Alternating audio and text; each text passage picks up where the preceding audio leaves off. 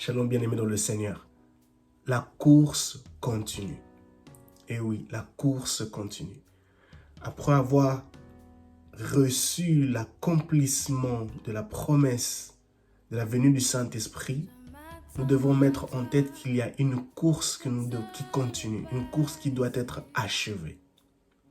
Nous avons vu les disciples de Jésus-Christ patienter, attendre la venue du Saint-Esprit sur eux, dans le livre de Actes chapitre 2.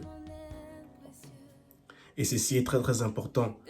Ils ont patienté, ils ont prié.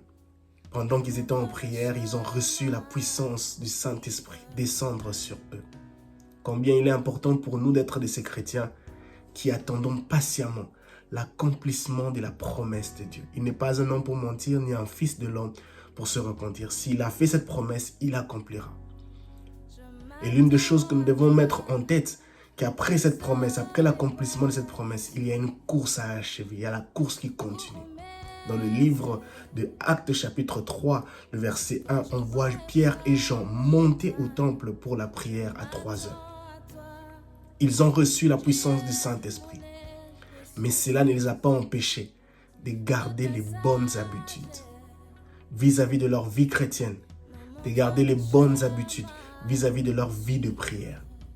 En dépit de toutes les circonstances, bien-aimés dans le Seigneur, gardons les bonnes habitudes.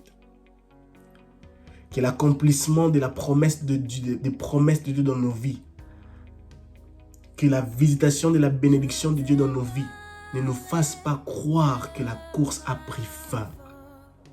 La course continue.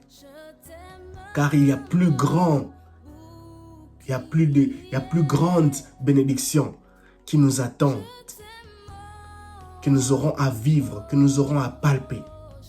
La course continue. Nous aurons à chercher à conserver, à savoir comment conserver les bénédictions, les promesses de Dieu que Dieu nous donnera, que Dieu amènera vers nous. Et cela veut dire que la course continue.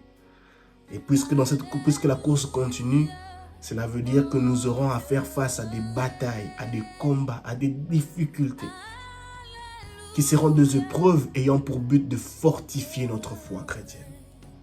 La course continue. Que la bénédiction de Dieu, que l'accomplissement de ses promesses, que l'élévation, que la stabilité, que la paix ne puisse pas te faire croire que la course a pris fin. La course continue. N'abandonne pas tes bonnes habitudes. N'abandonne pas tes réunions de prière. N'abandonne pas tes bonnes habitudes pour prier pour les autres.